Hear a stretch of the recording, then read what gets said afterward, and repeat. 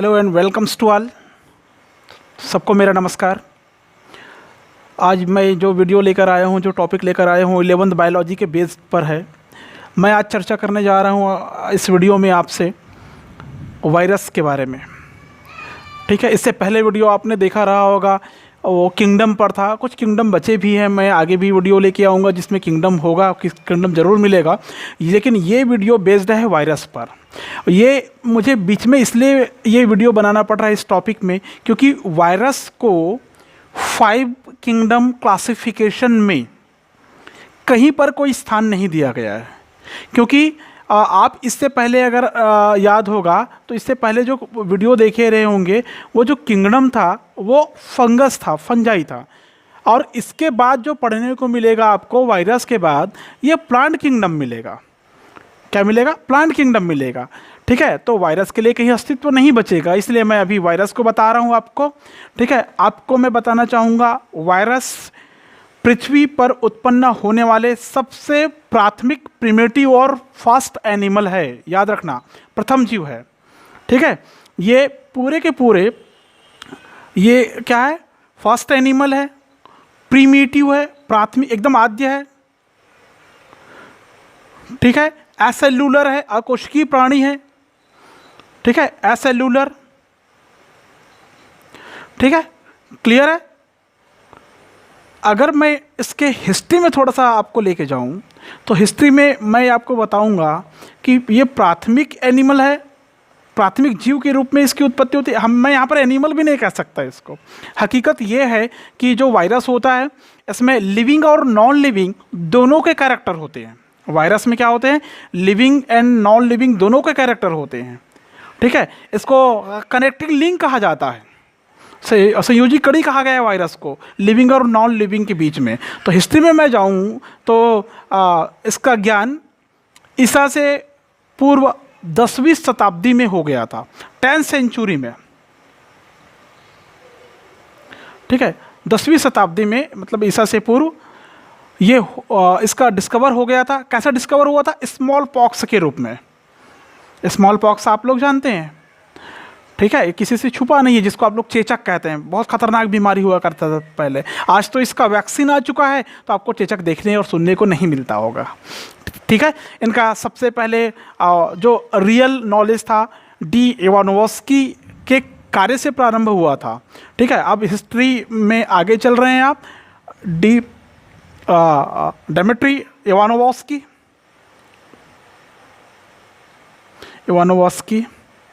ठीक है, एक एक्सपेरिमेंट के तौर पर इन्होंने बताया था कि कुछ ऐसी चीज़ें पाई जाती है जो पौधों की पत्तियों को रोगग्रस्त कर देते हैं। ठीक है ना, और उन्होंने देखा था मोज़ेइक डिजीज़। कौन सा डिजीज़? मोज़ेइक डिजीज़ देखा था इन्होंने।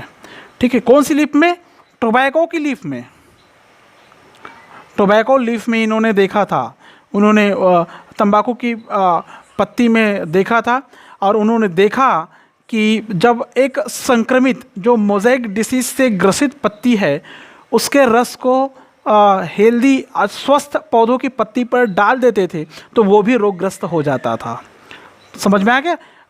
उसके बाद इन्होंने ही 1891 में उस जो मोज़ेइक डिजीज़ है उसे ग्रस्त जो पत्ती थी, उससे ग्रसित जो पत्ती थी, उसका फिल्ट्रेशन तकनीक के द्वारा विषाणु को, वायरस को अलग किया था। ठीक है, किससे अलग किया था? फिल्ट्रेशन तकनीक के द्वारा वायरस को अलग किया था पत्ती के रस से। ठीक है ना, उन विषाणुओं को बाद में TMV नाम दिया गया। क्या नाम दिया गया? TMV, टोबैको मोज़ेइक वायरस नाम दिया गया। क्लियर है? 1869 में आगे बढ़ता है। 1869 में एक साइंटिस्ट बिजेरिंग, इसने तंबाकू में इस रोग को उत्पन्न करने वाले जीव को एक नया नाम दिया, और नाम ये आता है कंटेजियम वाइवम फ्लूइडम, ये नाम दिया इन्होंने।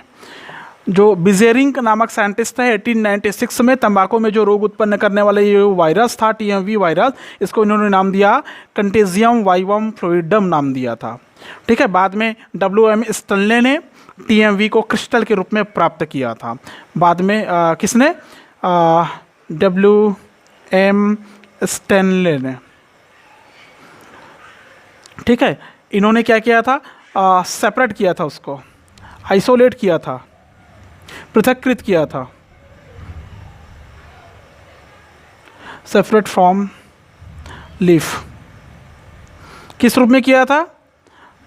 क्रिस्टल के रूप में, टीएमवी क्रिस्टल के रूप में इन्होंने उसको सेपरेट किया था, अलग किया था। और इसके लिए, इस डिस्कवर के लिए इनको 1946 में बायोलॉजी अन्वेषण के लिए, डिस्कवर के लिए नोबेल प्राइज़ दिया गया था। इसको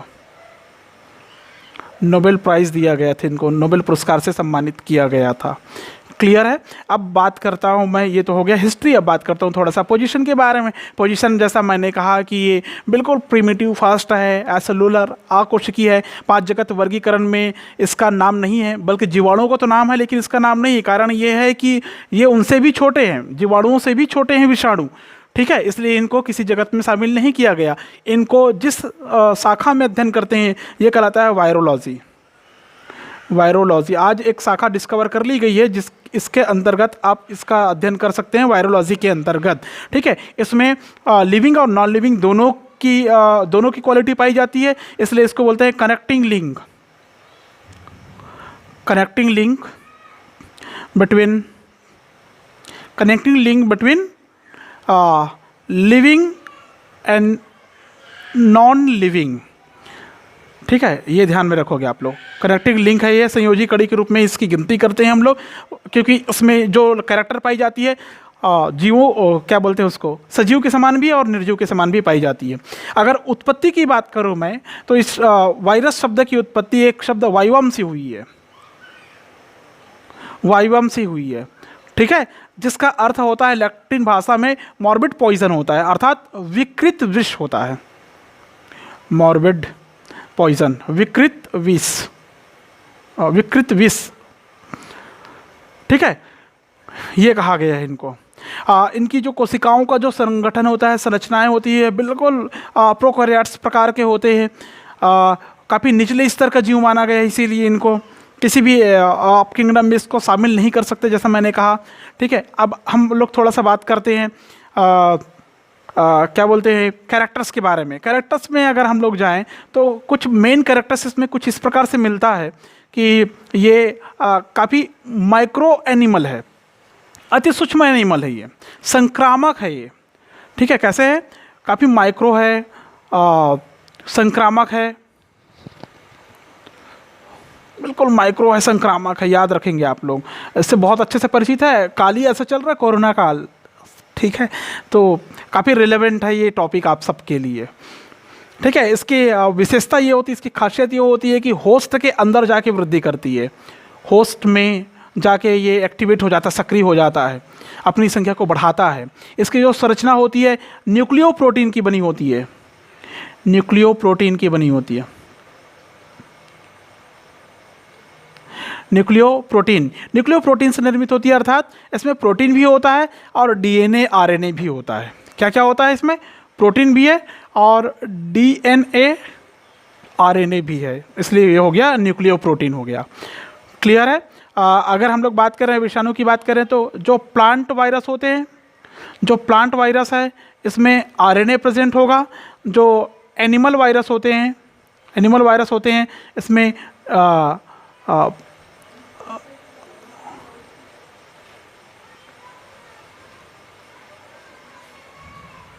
डीएनए और आरएनए के कंटेंट मौजूद होंगे।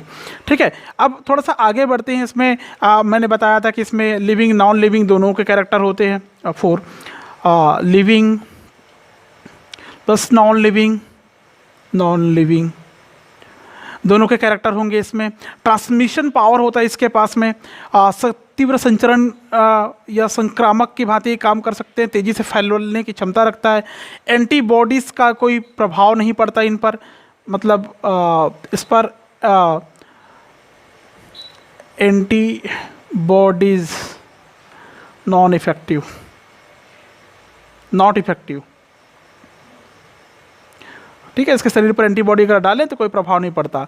ठीक है, इसमें एंजाइम सिस्टम का अभाव होता है, prokaryotic eukaryotic cell organelles absent होता है, साइटोप्लाज्मा नहीं होता, क्रिस्टल के रूप में प्रेजेंट होती है। ठीक है, काफ़ी सेंसिटिव होती है, लोकोमोटरी और मूवमेंट वाली आर्गन नहीं पाई जाती इसमें। ठीक है, तो ऐसा है। अगर थोड़ा सा मैं बात करूँ नेचर के बारे में बात करूँ इसकी, तो कनेक्टिंग लिंक मानते हैं संयोजी और निर्जीव के बीच की, सजीव और निर्जीव के बीच की संयोजी कड़ी बोलते हैं इसको। ठीक है, तो दोनों के लक्षण इसमें मिलते हैं। सजीव के भी लक्षण है, लिविंग कैरेक्टर्स भी है और नॉन लिविंग कैरेक्टर्स भी है। लिविंग कैरेक्टर की बात करें तो इसमें ग्रोथ, रिप्रोडक्शन इत्यादि होगा। लिविंग कैरेक्टर्स, ठीक है, लिविंग कैरेक्टर्स की अगर मैं बात करूं तो क्या क्या हो सकता है इसमें? इसमें ग्रोथ होता है, रिप्रोडक्शन होगा। ठीक है, जीवित इसमें जो होगी जीवित कोशिका के अंदर आकर वृद्धि और गुणन करता है। ठीक है, ये जो प्रक्रिया होती है ग्रोथ और प्रजनन की प्रक्रिया है, मल्टीप्लिकेशन की प्रक्रिया है, किसमें होती है? लिविंग में आके होती है, लिविंग बॉडी में होती है। ठीक है, समझ में? न्यूक्लियो प्रोटीन की बनी होती है, आपने शुरू में ऊपर पढ़ा, न्यूक्लियो प्रोटीन से निर्मित होती है। डीएनए आरएनए पाया जाता है आनुवांशिक पदार्थ के रूप में, डीएनए व आरएनए प्रेजेंट होता है इसमें। ठीक है, ठीक है ना। न्यूक्लिक एसिड पाए जाने के कारण इसमें संश्लेषण या सिंथेसाइज की क्षमता पाई जाती है, सिंथेसिस करने की पावर होती है इसमें, किसी भी प्रकार के स्ट्रेन को कॉपी करने की क्षमता होती है इसमें, और यही कारण है कि हम रोगग्रस्त हो जाते हैं, पैथोजेंस के रूप में काम करता ही है।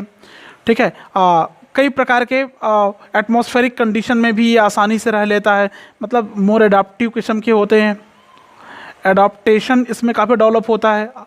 ठीक है, म्यूटेशन होता है इसमें, एडाप्टेशन, म्यूटेशन, उत्परिवर्तन होता है बोलते हैं जिसको हम लोग। उत्परिवर्तन मतलब जीन के गुणसूत्र की संरचना में बदलाव। ठीक है, इसका आकार कोई निश्चित रंग रूप नहीं होता। संक्रमण या फैलाव के द्वारा ये बीमारी फैलाते हैं, बीमारी को बढ़ाते हैं, रोग को बढ़ाते हैं। ठीक है, सेंसिटिव होते हैं। और नॉन लिविंग का कैरेक्टर देख लीजिए, काफ़ी सारा मैंने लिखा, काफ़ी सारा नहीं लिखा, तो जितना है बोला मैंने उस पर ज़्यादा फोकस करेंगे आप लोग। क्लियर है? नॉन लिविंग में अगर मैं बात करूं तो केमिकल के समान इसका क्रिस्टलाइजेशन किया जा सकता है। क्या किया जा सकता है? इसका क्रिस्टलाइजेशन किया जा सकता है। ठीक है, और इसका अवसादन भी कर सकते हैं हम लोग, प्रेसिपिटेशन कर सकते हैं। प्रेसिपिटेशन, अवसादन मतलब उससे हम लोग वो कण प्राप्त कर सकते हैं अवसादन गुणांक के आधार पर। ठीक है, आप लोग देखे होंगे लेबोरेटरी में एक उपकरण रखा होता है जो तेज़ी से घुमाने की क्षमता रखता है, उसको बोलते हैं हम लोग क्या बोलते हैं, जो घुमाने वाला उपकरण आता है उसका। मैं सबके लिए कमेंट बॉक्स में लिखने के लिए सवाल कर रहा हूँ कि एक लेबोरेटरी यूज़ के लिए जो अपैरेटस होता है जिसमें छोटे छोटे क्यूब को छोटे छोटे परखनली को डालकर घुमाया जाता है, उस मशीन का नाम क्या है ये बताएंगे आप मुझे कमेंट में। ठीक है, पोषक कोशिकाओं के बाहर केवल एक रासायनिक अणु ही होते हैं। पोषक कोशिका के बाहर केवल एक केमिकल के रूप में होते हैं, ये केमिकल मटेरियल के रूप में ही होता है, लेकिन बाहर, लेकिन जैसे ही अंदर आता है वो जीवित हो उठता है, ऐसा बोलेंगे। इसमें किसी भी प्रकार के रेस्पिरेशन नहीं होता, रेस्पिरेशन नहीं होता है, न ही रेस्पिरेटरी आर्गन प्रेजेंट होता है, मतलब अब्सेंट होता है। ठीक है, इसमें साइटोप्लाज्मा किसी में नहीं होता, किसी में होता है साइटोप्लाज्मा, मतलब साइटोप्लाज्मा तो होता ही नहीं। और एंजाइम नहीं होता। ठीक है, इसमें उपापचयी क्रियाएं नहीं होती, मतलब किसी भी प्रकार के मेटाबॉलिज्म एक्टिविटीज़ नहीं होती। टेम्परेचर के प्रति टेम्परेचर जो होता है इसके लिए प्रतिरोधी किस्म के होते हैं, ये टेम्परेचर के लिए प्रतिरोधी किस्म के होते हैं ये, मतलब ज़्यादा टेम्परेचर हुआ तो उसकी संख्या ऐसा कम हो जाती है, याद रखना। ठीक है, एसिड और बेसिक के लिए ये प्रतिरोध के समान काम करता है, कम प्रतिरोध पाया जाता है, मतलब ज़्यादा मतलब प्रतिरोध करता ही है ये ऐसा जान के रखिए कि प्रोटेस्ट करता ही है उनको। ठीक है, ये हो गया आपका सिंपल कैरेक्टर। अब मैं जा रहा हूँ थोड़ा सा स्ट्रक्चर के बारे में जाता हूँ। स्ट्रक्चर के बारे में हम लोग बात करते हैं। तो स्ट्रक्चर में मैं पहले बोल दूँ आपको, शेप और साइज़ के बारे में बात करूँ तो इसकी जो शेप और साइज़ होता है वो तो कोई निश्चित नहीं है, लेकिन फिर भी सबसे सूक्ष्म शेप एंड साइज़, आमाप और आकार। आमाप आकार के बारे में अगर बात करूँ, सबसे मिनिमम में अगर कहूँ तो 10 नैनोमीटर का एक वायरस है जो कि जानवरों में जो मवेशी होते हैं उसमें आपने सुना होगा मुंहपका और खुरपका, ये जो रोग होता है, ठीक है, ठीक है, अर्थात फुट क्या बोलते हैं इसका, फुट एंड माउथ डिसीज़ बोलते हैं, फुट एंड माउथ डिसीज़ बोलते हैं, मुंहपका और खुरपका रोग, ठीक है, के लिए जो वायरस जिम्मेदार है वो 10 नैनोमीटर का होता है। और सबसे बड़ा वायरस अगर है इसमें, ठीक है, ये सबसे नीचे और सबसे बड़ा वायरस है तो वो है TMV। TMV मतलब टोबैको मोज़ेक वायरस। इसका जो अमाप है वो 15 × 300 नैनोमीटर के आसपास होती है, ठीक है, क्लियर है। TMV, ये TMV, और ये हो गया फुट एंड माउथ डिसीज़ उत्पन्न करने वाले वायरस, ठीक है। अब आता है स्ट्रक्चर। स्ट्रक्चर में अगर हम लोग जाते हैं किसी भी वायरस के स्ट्रक्चर में तो आपको क्या क्या दिखाई देता है, स्ट्रक्चर, ठीक है। संरचना में हम लोग जाते हैं तो संरचना में क्या दिखाई देगा, ज़्यादा कुछ दिखाई नहीं देता। इसमें एक एनवेलप होता है। एनवेलप मतलब होता है एक आवरण, बाहरी आवरण होता है चारों तरफ से घेर कर रखने वाला, ठीक है, जो कि प्रोटीन का बना आवरण उपस्थित होता है। मतलब उसमें प्रोटीन का एक आवरण होगा। किसका आवरण होगा, प्रोटीन का आवरण होगा। तो ध्यान रखेंगे पहला जो एनवेलप होगा वो प्रोटीन का ही होगा, ठीक है। तो लगभग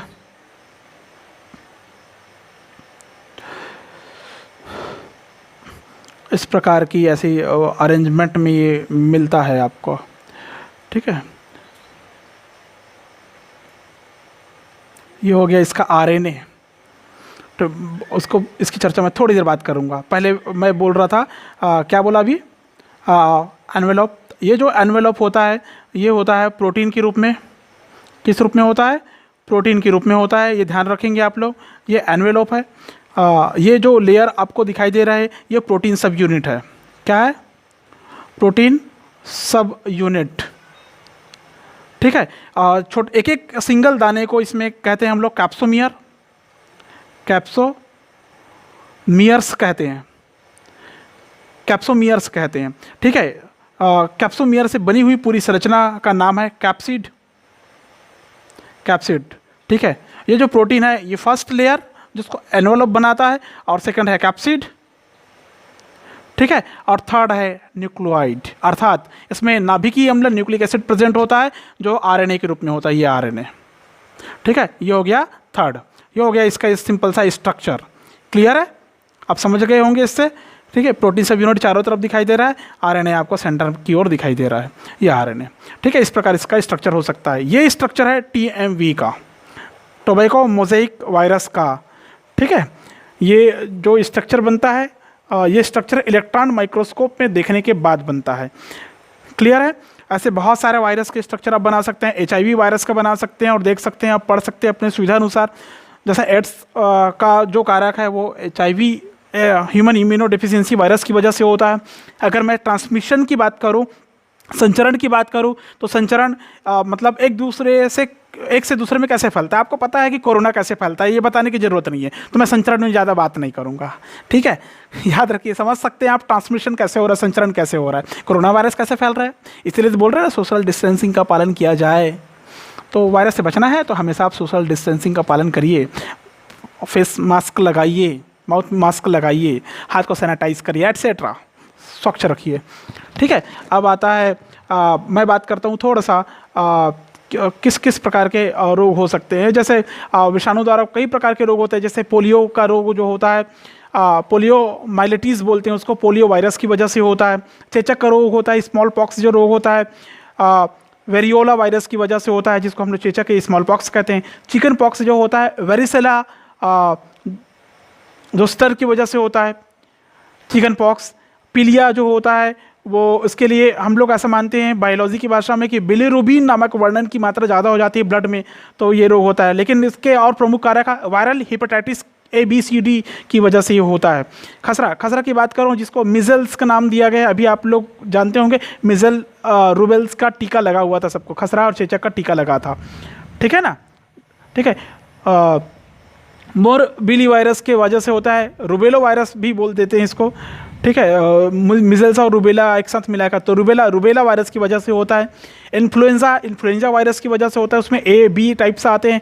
एड्स की बात करें हम लोग तो HIV वायरस आता है। रेबीज़ की बात करें तो रेबीज़ वायरस आता है। इस वीडियो में मैं नहीं बता पाऊंगा वो सारी चीज़ें, लेकिन जो बोल रहा हूँ ये आपके लिए फ़ायदेमंद जरूर साबित होगा। जंतुओं में अगर कोई एनिमल्स रोग होते हैं तो उसमें कुछ आता है, जैसे रैबिट्स में होता है मिक्सोमैटोसिस होता है, मिक्सोमा वायरस की वजह से होता है, पॉक्स वायरस बोलते हैं जिसको हम लोग, ठीक है। एक और वायरस होता है जो बंदरों में फीवर के रूप में होता है, उसको बोलते हैं हम लोग क्वासेनुआ फॉरेस्ट डिसीज़ बोलते हैं।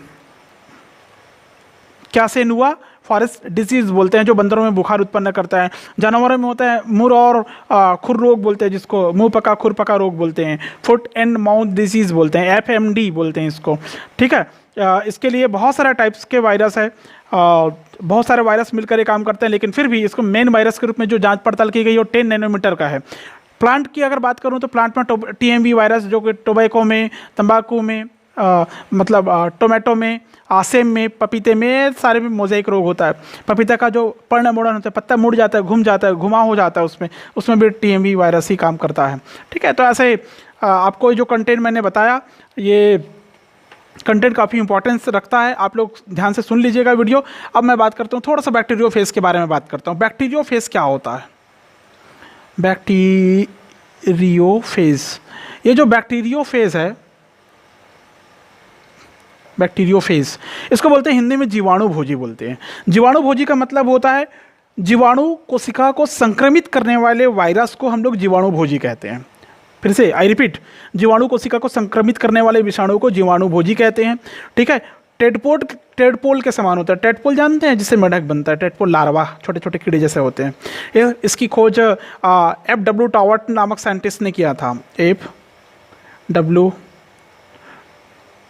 टॉवर्ट नामक साइंटिस्ट ने किया था 1915 के आसपास, ठीक है।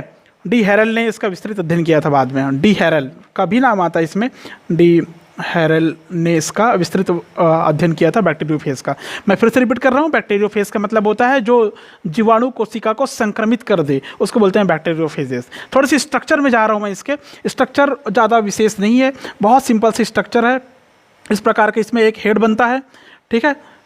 ये आपको दिखाई दे रहा होगा, ये हो गया हेड इसका, ठीक है। उसके बाद यहाँ पर इस प्रकार का ऐसा नेक रीजन बनता है, ऐसा छल्लेदार संरचना में बनता है, ठीक है। थोड़ा सा आगे बढ़ा देता हूँ मैं, ठीक है। ये जिस प्लेट में बना हुआ रहता है ये हेक्सागोनल होता है। कैसा होता है ये? हेक्सागोनल होता है। इस प्रकार की संरचना में ये होता है, ये ऐसा। क्लियर है? मतलब ये हो गया हेड, कुछ भाग में बनकर मिलकर बटा होता है। हेड जो होता है जीवाणु भोजी में सबसे ऊपर एक पॉलीगोनल मतलब बहुभुजा सिर होता है। इसकी लंबाई के बारे में अगर हम लोग अगर जानना चाहें तो ये लगभग 950 एंगस्ट्रॉम से 1350 एंगस्ट्रॉम के आसपास लंबाई की, और व्यास की बात करूं, मैं डायमीटर की बात करूं तो 650 से 850 एंगस्ट्रॉम हो सकता है। बाहरी आवरण प्रोटीन का बना होगा, अंदर एक लाइनर DNA पाया जाएगा, अंदर में एक लाइनर DNA पाया जाता है। इसके अंदर में ऐसा लाइनर DNA पाया जाता है, मैं यहीं पर लिख देता हूँ लाइनर लाइनर DNA पाया जाता है, ठीक है। इसका जो दूसरा पार्ट होता है वो होता है नेक रीजन या कॉलर रीजन बोलते हैं, जिसको ये वाला हिस्सा यहाँ पर जो हिस्सा बनता है, ये वाले हिस्से को इसको बोलते हैं नेक रीजन, नेक या कॉलर, गर्दन वाला हिस्सा, ठीक है। ये संधि स्थल होता है, मतलब टेल को और हेड को जोड़ने वाला हिस्सा होता है, एक प्लेट के रूप में उपस्थित होता है, प्रोटीन के आवरण से घिरा हुआ रहता है। उसके बाद में नीचे का लेयर जो होता है वो टेल होता है। टेल जो होता है बेलनाकार पूंछ पाई जाती है, न्यूक्लिक एसिड इसमें प्रेजेंट होता है। ये पूरा का पूरा पार्ट्स टेल है। क्या है? टेल है। ये जो पार्ट दिखाई दे रहा है आपको, ये टेल है, ध्यान रखोगे। 8 टाइप्स के प्रोटीन की कॉन्ट्रैक्टाइल शीथ से घिरी हुई रहती है, मतलब संकुचनशील आवरण से घिरी हुई रहती है। 24 वलयकार इसमें वलय पाए जाते हैं, मतलब छल्ला पाए जाते हैं इसमें 24, ठीक है। 24 गिनती में इसमें 24 छल्ले पाए जाते हैं। तो ये वाला हिस्सा कहलाएगा टेल, पूंछ वाला हिस्सा, ठीक है, जिस प्लेट में फिट है ये कहलाता है बेसल प्लेट। आधा षटकोणी होता है, हेक्सागोनल होता है, ठीक है। सभी कोणों पर खूंटीनुमा संरचना पाई जाती है जिन्हें पैग या स्पाइक कहते हैं। क्या पाई जाती है इसमें? पैग या स्पाइक, इस प्रकार से ऐसा सभी कोणों पर। इधर का हमको दिख नहीं रहा है तो फिर भी बना देते हैं, क्या दिक्कत है। ये इस प्रकार का स्ट्रक्चर, फिर ये हो गया इस प्रकार का, देन इस प्रकार का, इस प्रकार का। क्या नाम दिए इसको, क्या बोलते हैं इसको? इसको बोलते हैं टेल्स फ्री बोलते हैं इसको, ठीक है, या पेग या स्पाइक बोलते हैं। पेग और स्पाइक बोलते हैं इसको, कांटेनुमा संरचना में रहता है ये पेग या सॉरी ये जो संरचना है इसका नाम है टेल्स फ्री बोलते हैं इसको, टेल्स फ्री ही बोलते हैं। और ये जो नीचे जो कलिका ऐसा बनेगी ना, इसका नाम है, इसका नाम ये यहीं पर लिख रहा हूँ मैं, इसको बोलते हैं पेग, पेग या स्पाइक बोलते हैं इसको, इसको बोलते हैं पेग या स्पाइक बोलते हैं। क्लियर है? बैक्टीरियोफेज में नीचे की तरफ जो पाई जा रही है पेग या स्पाइक, ये इसका काम है पोषक कोशिकाओं से संलग्न होने में, कंजुगेट होने में मदद करता है ये, ठीक है। और उस आखिरी में आता है टेल फाइबर, ठीक है। फर्स्ट हेड पढ़े थे, सेकंड नेक, थर्ड टेल वाले पार्ट में टेल फ्री अभी पढ़े, उसके बाद लास्ट में पेग, ठीक है। टेल फ्री के बारे में थोड़ा सा चर्चा करूँ आपको, टेल फाइबर के बारे में। इसको फाइबर भी बोल सकते हैं, टेल फ्री भी बोल सकते हैं आप, टेल फाइबर भी बोल सकते हैं आप लोग, ठीक है। तो ये आधारी प्लेट से लगभग एक एक पतले तंतु के रूप में पाए जाते हैं। इसका काम है कोशिका भित्ति से जीवाणुभोजी को जोड़ने का काम करेगा। पोषक कोशिका से होस्ट से बैक्टीरिया को संक्रमित करने वाला है तो बैक्टीरिया से जोड़ कर रखेगा, ठीक है। इसका जो टेल होगा वो एक विशेष प्रकार का एंजाइम का सिक्रेशन करता है जो सेल वाल होता है उसको लयन मतलब उससे मिलाने का कार्य करता है। ये हो गया बैक्टीरियोफेजेस, काफ़ी इंपॉर्टेंस रखता है ये बैक्टीरियोफेजेस। याद रखेंगे, कभी कभी पूछ देते हैं बैक्टीरियोफेजेस क्या है, तो आपको पता होना चाहिए बैक्टीरिया को संक्रमित करने वाले वायरस है, इसको बैक्टीरियोफेजेस कहते हैं। हेड, नेक, टेल, टेल में क्या क्या पढ़े, पैग और टेल फाइबर्स या टेल फ्री करके पढ़े, ठीक है। तो आपके लिए आज की इस वीडियो में इतना ही। उम्मीद करता हूँ कि वीडियो बहुत अच्छे से समझ में आया होगा। अगर आपको कोई सवाल है, कुछ पूछना है तो आप नीचे कमेंट बॉक्स में कर सकते हैं, पूछ सकते हैं, ठीक है। आज की वीडियो में बस इतना ही। Thank you.